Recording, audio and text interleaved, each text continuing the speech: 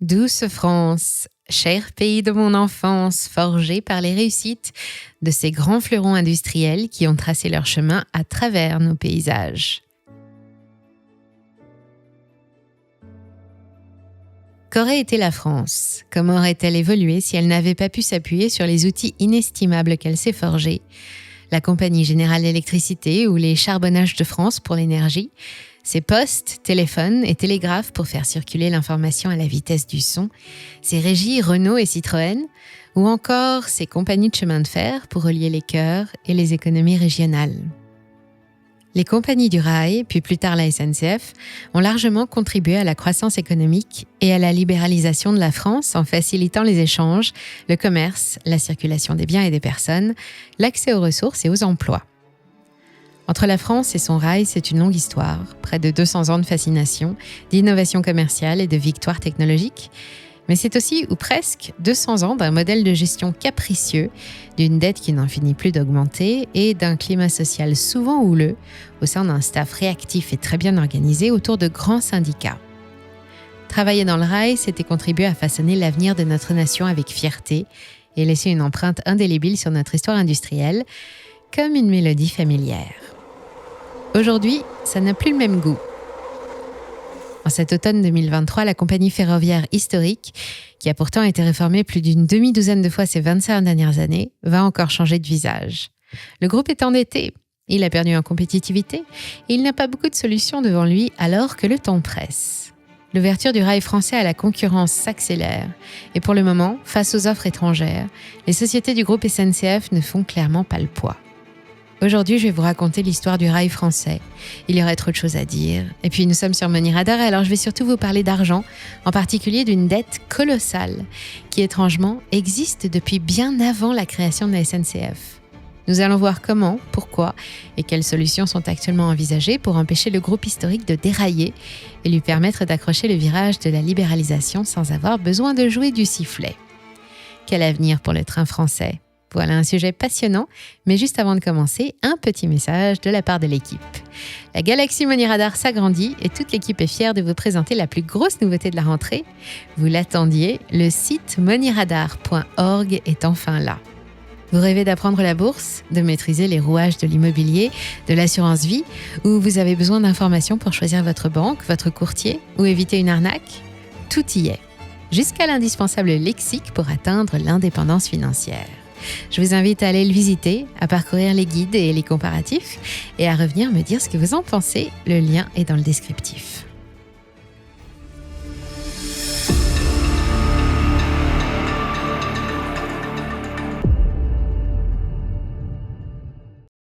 Avec l'énergie et l'information, la mobilité est l'un des 3 piliers majeurs qui soutiennent le développement d'une économie.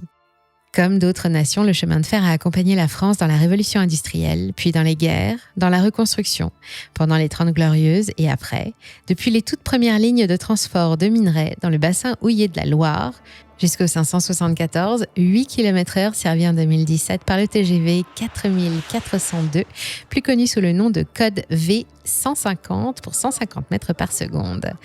Depuis 2 siècles, inlassablement, par tous les temps, des trains à vapeur, puis diesel, puis électriques, transportent et déplacent des tonnes de marchandises, acheminent les vivres, les médicaments, le charbon, le courrier, les soldats, les nouvelles et les découvertes scientifiques. Avant 1830, il fallait une dizaine de jours pour parcourir le trajet de Paris à Lyon en diligence ou à cheval, selon la saison et la fréquentation des routes, pas toujours carrossables. Avec l'ouverture de la première ligne de chemin de fer qui relie la capitale au bassin lyonnais et à ses industries textiles et chimiques, il ne faut plus que 11 heures. Aujourd'hui, grâce aux prouesses du TGV, vous pouvez très bien visiter l'église Saint-Étienne-du-Mont à Paris ce matin et la basilique Notre-Dame de Fourvière cet après-midi, sans même vous décoiffer. La France a toujours aimé les trains et ça explique pourquoi on se débrouille plutôt pas mal dans ce domaine. À l'exception d'une apparition allemande en 1988, à partir de 1952, tous les records de vitesse sur rail ont été pulvérisés par des trains français et le record mondial est toujours détenu par V150. Et ça, c'est pour le transport de voyageurs. Mais le record du transport de fret est aussi détenu par la SNCF avec 281,8 km/h et jamais égalé depuis 1997. Oui, les Français aiment les trains, même aujourd'hui. 66% d'entre nous ont une image positive de la SNCF et ils gardent un œil sur leur joyau national. Bon, ça n'a rien d'étonnant, chaque crise qui frappe a des conséquences sur tout le pays. Difficile aujourd'hui d'ignorer la situation du groupe. Les mouvements sociaux et les grèves sont là pour nous rappeler régulièrement qu'ils s'enlisent dans le mâche-fer et qu'ils peinent à s'en extraire depuis des années, pour ne pas dire des siècles. Cette crise prend la forme d'une dette éternelle, impossible à rembourser malgré des réformes à répétition. Rien ne semble pouvoir l'empêcher de grandir. Le groupe SNCF a démarré l'année 2022 avec 36,6 milliards d'euros de dette, à mettre en face d'un chiffre d'affaires pour 2021 de 34,7 milliards d'euros. Et comme un malheur n'arrive jamais seul, c'est maintenant que la France ouvre activement son rail à la concurrence européenne et dans les conditions actuelles, la SNCF ne pourra pas faire face. La situation va exiger de nouvelles réformes et probablement de nouveaux sacrifices de la part du personnel, 276 271 salariés, dont près d'un quart sont syndiqués et savent faire entendre leur voix. Le moment ne pouvait pas être plus mal choisi. En réalité, quand on y regarde de plus près, il n'y a jamais vraiment eu de bons moments dans toute l'histoire financière du groupe, à quelques rares exceptions près. La SNCF de 2023 est un groupe détenu à 100% par l'État, qui paye aujourd'hui le prix d'un amour pour le rail porté par des Français qui ne lui ont jamais réellement donné les moyens de réaliser ses ambitions. Pourtant, le transport est une activité économique, autrement dit, ça rapporte de l'argent. En théorie, la SNCF devrait gagner suffisamment pour couvrir ses charges, mais elle donne l'image de ne plus survivre depuis des décennies que grâce à d'importantes subventions publiques. Et c'est le cas. En 2021, par exemple, elle a reçu un total de 18,5 milliards d'euros de la part de l'État, 15 milliards destinés à la maintenance et à la modernisation du réseau TER et francilien et 3,5 milliards pour combler le déficit du système de retraite des agents. L'année précédente, l'État a repris 22 milliards de dettes à sa charge et encore 10 milliards en 2021, une véritable manne d'argent public qui apparaît difficile à justifier. Pour comprendre ce qui se passe, revenons aux origines de cette dette. Au commencement, les premières voies ferrées étaient privées, construites avec des capitaux privés pour desservir des intérêts privés. Le premier tronçon à entrer en service en France date de 1823 et il faudra attendre une vingtaine d'années avant que l'État ne se rende compte de l'impact du développement du chemin de fer et ne décide d'intervenir pour rationaliser le secteur. Avec la loi relative à l'établissement des grandes lignes de chemin de fer de 1842, il décide d'une nouvelle organisation, il financera les infrastructures, principalement les gares, et il confie la construction, l'exploitation et la maintenance du réseau ferré à des sociétés concessionnaires. Pour se financer, ces sociétés prennent rapidement l'habitude de faire appel à l'épargne publique et pour leur en faciliter l'accès, l'État commence à garantir les obligations qu'elles émettent dès 1847. À la fin du siècle, on compte 26 000 km de voies ferrées en exploitation, un réseau en or qui a coûté la modique somme de 12 200 milliards de francs de l'époque, dont 73%, soit 8 970 milliards de francs apportés par le secteur privé. En espèces sonnantes de 2023, ça représente la somme colossale de 55 000 milliards d'euros. La dette du chemin de fer est née et elle a beaucoup de succès.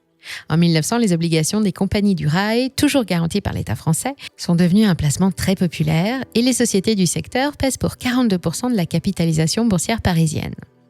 La Compagnie des chemins de fer de l'État, fondée en 1878, exploite un réseau qui couvre l'ensemble du pays, 40 000 km de voies normales et 20 000 km de petites voies vicinales.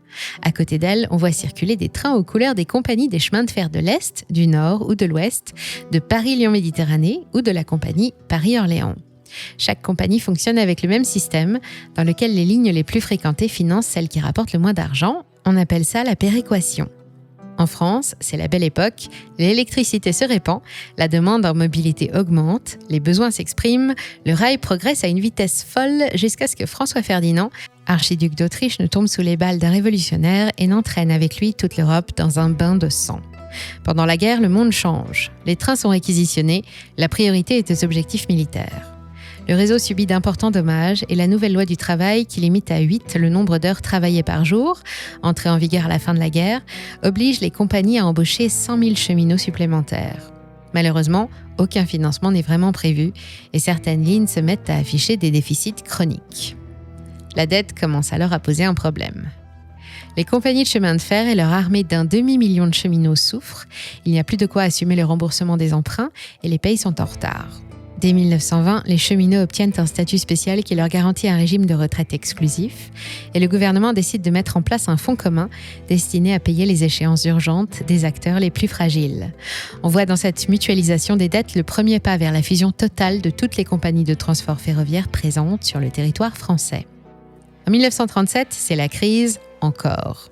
Cette fois, c'est la faute des concessions qui arrivent bientôt à échéance et qui interdisent aux exploitants d'emprunter pour financer leurs nouveaux besoins. La solution est radicale, les compagnies ferroviaires sont nationalisées et dorénavant rassemblées au sein d'une seule entité publique, la Société nationale des chemins de fer. À partir de maintenant, l'État assume intégralement l'équilibre des comptes et prend les décisions. 10 000 km de voies sont fermées avant que la Deuxième Guerre n'en détruise 10 000 de plus, mais dès l'annonce de la victoire alliée et perfusée au dollar du plan Marshall pour la reconstruction de l'Europe, la SNCF va très vite se reconstituer et reprendre son monopole. Pourtant, à peine 4 ans plus tard, chassé le naturel, il revient en TGV, les comptes sont déjà dans le rouge. Le rail subit une forte concurrence de l'automobile et le réseau qui a coûté un bras à reconstruire s'étend. Et on construit ici pendant que d'autres tronçons se dégradent là. Cette fois, il ne s'agit pas seulement de financer des investissements, mais aussi d'un déficit chronique d'exploitation que seules les subventions, les renégociations et de nouvelles émissions d'obligations parviennent à combler, à chaque fois de justesse. En 1950, la charge de la dette représente 5% des dépenses annuelles et une nouvelle loi de finances confère à l'État la charge de financer 60% de la maintenance du réseau, ainsi que les déficits du régime spécial de retraite des cheminots, mais rien à faire. En 1955, elle atteint 22% des dépenses. En 1967, le controversé rapport Nora sur la gestion des entreprises publiques vient jeter un pavé dans la mare en dénonçant le laxisme qui règne dans la gestion de la SNCF. Et là, ça mérite qu'on s'arrête une seconde. Simon Nora était un haut fonctionnaire, à l'époque secrétaire général de la Commission des comptes de la Nation, présidée par Pierre Mendès France. Son rapport de 1967 avance alors une idée complètement dingue, tellement dingue que le président de Gaulle fera ce qu'il faut pour la garder cachée pendant un petit moment. Les entreprises publiques devraient rechercher l'efficacité économique et l'équilibre financier en se soumettant comme les autres aux lois du marché. En échange, elles devraient pouvoir travailler en toute autonomie. Entre 1971 et 1973, avec les chocs pétroliers et l'électrification progressive du réseau, l'idée a fait son chemin. Et la SNCF et l'État signent alors un pacte pour une nouvelle réforme. La première pourra librement choisir sa politique tarifaire et les lignes sur lesquelles elle souhaite travailler, et le deuxième lui versera de nouvelles subventions prévues pour l'entretien du réseau ferré et le paiement des charges liées aux retraites. En retour, l'équilibre financier est exigé. La SNCF promet de maîtriser sa dette. Nous sommes en 1974 et une nouvelle ère s'ouvre pour le chemin de fer français, pleine d'espoir et d'ambition. Et 20 ans plus tard, rien n'a changé, si ce n'est que la dette a atteint 38 milliards, des euros cette fois, soit 67% du chiffre d'affaires de l'année 1994. Le montant des remboursements est devenu insoutenable, la charge est remontée à plus de 15% des recettes annuelles du réseau. Année après année, malgré les promesses du gouvernement, les frais d'entretien et de développement du gigantesque réseau français n'ont jamais été suffisamment couverts par les subventions publiques, et le volet social a pesé beaucoup trop lourd. Conséquence, la SNCF a continué d'emprunter pour financer ses déficits, qui se sont accumulés, et aux emprunts obligataires se sont aussi ajoutées les renégociations des créances. En 1995, c'est encore la crise et le dossier du chemin de fer se retrouve encore sur le bureau du gouvernement, sous la pression d'une toute jeune Union européenne déterminée à libéraliser le rail depuis une directive de 1990. Dans la rue et en gare, les cheminots bloquent le trafic comme jamais auparavant pendant 3 semaines pour protester contre le changement de leur régime spécial de retraite qui creuse un trou dans la caisse de 1,4 milliard d'euros chaque année. La dette doit être encore une fois restructurée. Un nouveau système d'amortissement mis en place en 1991 n'a pas suffi. Il faut trouver une solution radicale pour se débarrasser de cet énorme boulet. 1997, c'est la naissance de RFF, le réseau ferré de France. Le pauvre vient au monde avec un handicap de 20 milliards et demi d'euros de passifs, transférés depuis la SNCF, et il hérite aussi de 31 200 km de voies ferrées et d'infrastructures dont il assurera la maintenance et l'extension. De son côté, ainsi plus légère, la SNCF peut enfin essayer de rentabiliser ses activités. De société publique, elle devient un EPIC, un établissement public à caractère économique et commercial, un statut plus souple, toujours 100% public, qui lui permet entre autres de détenir des filiales et d'une manière générale de se préparer aux évolutions du secteur ferroviaire. En 2007, l'État propose un pacte de modernisation avec de grands engagements de part et d'autre de la table, des trains plus modernes et plus réguliers, des gares et lieux de transit plus agréables et sécurisés grâce à la numérisation, et des métiers plus attractifs et reconnus pour les agents. Les activités sont alors séparées en 3 entités bien distinctes. SNCF Voyageurs, celle à qui nous avons affaire quand il s'agit d'aller passer un week-end à Lyon, SNCF Fret, qui concerne les marchandises et les biens, et SNCF Infrastructure, qui exploite commercialement le réseau en étroite collaboration avec RFF. Le financement de Réseau ferré de France est assuré par les subventions publiques et le prélèvement de péages ferroviaires qui lui sont versés par les autres compagnies qui utilisent ces voies. Et en 1997, c'est pas compliqué, il n'y en a qu'une. Heureusement pour elle, le montant des péages que RFF peut lui réclamer est plafonné par l'État, mais malgré ça, il parvient à équilibrer ses comptes en 2009. Pourtant, ça ne dure pas, les marges de RFF sont trop basses pour assurer le renouvellement ou le bon entretien du réseau. Et vous n'allez pas le croire, mais 5 ans plus tard, la dette de RFF est remontée à 36,5 milliards d'euros et on repart pour une nouvelle réforme. En 2014, fini RFF, voici le groupe SNCF. Toutes les activités ferroviaires sont rassemblées sous le même chapiteau, comme avant. RFF devient SNCF Réseau et l'ancienne SNCF et ses 3 activités deviennent SNCF Mobilité. SNCF est à nouveau propriétaire des infrastructures ferroviaires et de la dette qui va avec, à mettre en parallèle avec un mode de financement absurde où la SNCF Mobilité paye des droits de passage à la SNCF Réseau de l'ordre de 33% du prix d'un billet pour emprunter des infrastructures qui de toute façon lui appartiennent. À cette époque, le libéralisme européen balaye tout devant lui et la SNCF s'engage aussi dans de grands projets internationaux. Bruxelles veut développer un réseau à grande vitesse européen et dans ce domaine, la France est un excellent élément qui s'appuie sur un savoir-faire historique. Thalys relie déjà le pays à la Belgique, aux Pays-Bas et à l'Allemagne. Eurostar s'engouffre sous la Manche pour rejoindre Londres ou Paris 6 fois par jour. Et Lyria met la Suisse à 4 heures de la capitale. Mais il y a un gros problème. Ou plutôt, une accumulation de problèmes.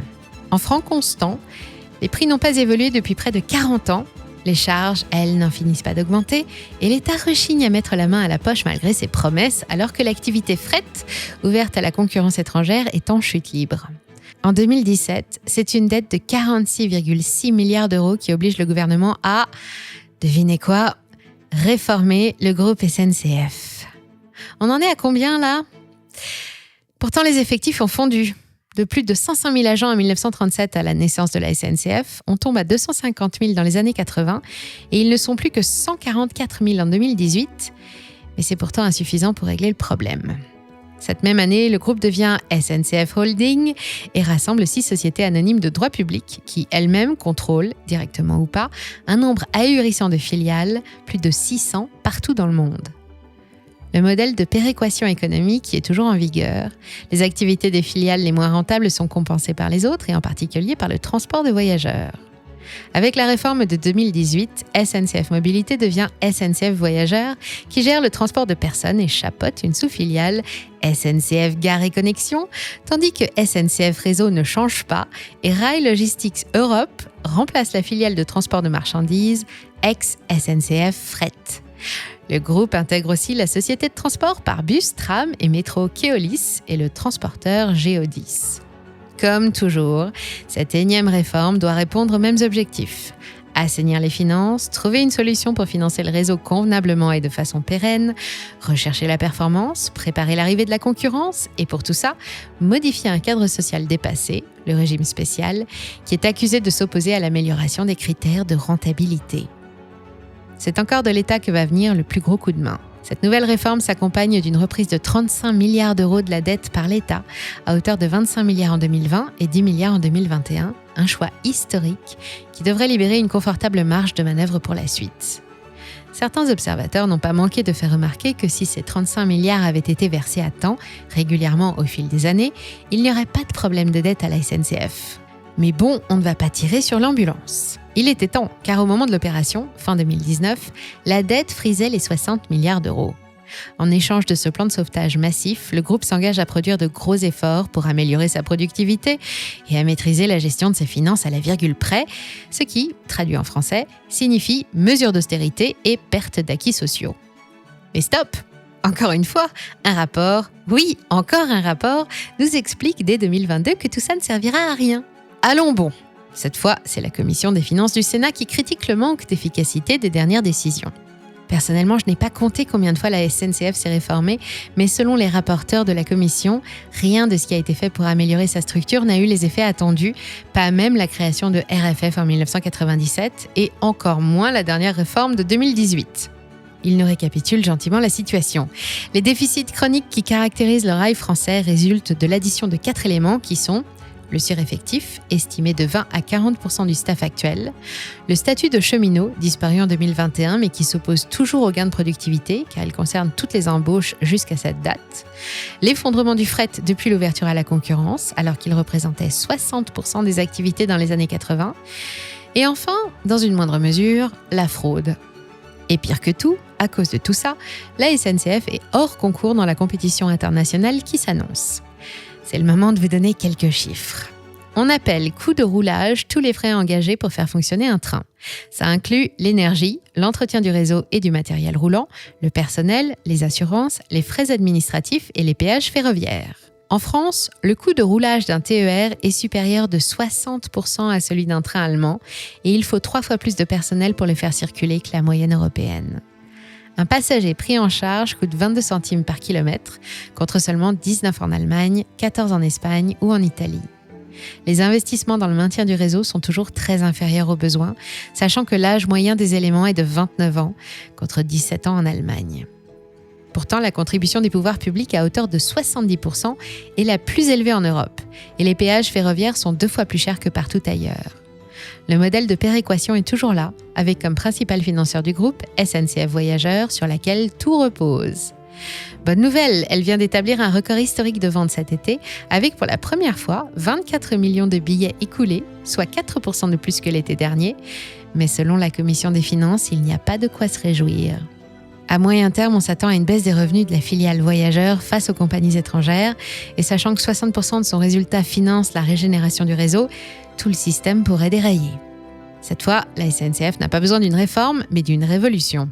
Pour faire rentrer l'argent, pas question d'augmenter les prix des billets ou des péages ferroviaires. Au contraire, il faut même s'attacher à les baisser le plus possible pour s'aligner avec les autres acteurs européens et attirer la clientèle. Les gains de productivité doivent surtout être recherchés du côté du personnel.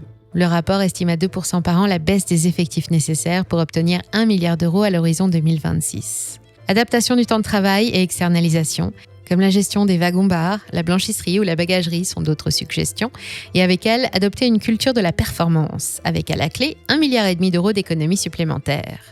Les agents de la SNCF ont moyennement apprécié la partie qui les concerne, qui préconise de développer la rémunération au mérite et surtout de décentraliser la négociation collective, ou en clair, casser la puissance des syndicats. Ensuite, la commission rejoint Nora et suggère que chacune des filiales détenues par la holding travaille en toute autonomie et se soumette aux lois du marché, à l'exception d'une seule, SNCF Réseau.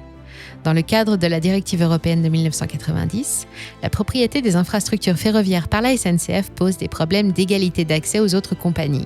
Il est donc indispensable que SNCF Réseau quitte le groupe pour éviter les conflits d'intérêts. L'État doit aussi relancer le fret et trouver pour ça 10 milliards d'euros supplémentaires d'ici à 2030, pourquoi pas en frappant aux portes de Bruxelles. Après tout, ça fait partie de son travail. Enfin, il doit aussi se réengager dans les petites lignes qui présentent un intérêt environnemental important dans notre contexte climatique actuel. Toutes ces mesures, si elles étaient appliquées, pourraient à moyen terme permettre de dégager près de 10 milliards de revenus supplémentaires par an et à assurer un avenir à la filière ferroviaire française, alors que les premiers wagons de Trenitalia et de Renfe circulent déjà sous le soleil de Provence et du pays narbonnais. Mais ne tirons pas de conclusions hâtives quant à l'avenir de la SNCF. Certains s'imaginent déjà une France ferroviaire dans laquelle l'État serait simple propriétaire bailleur des infrastructures et où SNCF Voyageurs et RLS seraient de simples exploitants, des vendeurs de tickets, seraient cotés en bourse comme les compagnies aériennes ou les sociétés d'autoroutes. C'est vrai, c'est une possibilité, mais le gouvernement n'a pas changé de discours. Ce sont des entreprises publiques et elles le resteront. La loi est claire. Le capital des sociétés anonymes qui constituent la nouvelle SNCF est incessible. Il faudrait que l'État ait soudain un gros besoin d'argent pour avoir besoin de modifier la loi. Mais je me permets juste un petit commentaire personnel. 3 031 milliards d'euros de dette publique, ne serait-ce pas justement une bonne raison d'avoir besoin d'argent ? On vous prépare une vidéo à ce sujet et en attendant, n'hésitez pas à me dire ce que vous pensez de tout ça dans les commentaires. Si vous faites partie des agents de la SNCF et que vous avez envie de raconter votre expérience ou de préciser quelque chose, ne soyez pas timide, j'ai vraiment hâte de vous lire et la communauté aussi. J'espère que vous avez passé un bon moment devant cette vidéo parce qu'on a pris énormément de plaisir à vous la préparer. Si c'est le cas, laissez-nous un j'aime pour nous le faire savoir et partagez-la. N'oubliez pas d'aller faire un tour sur notre site moneyradar.org. On a plein d'articles pour vous aider à atteindre l'indépendance financière. Quant à moi, je vous dis à très bientôt sur Money Radar.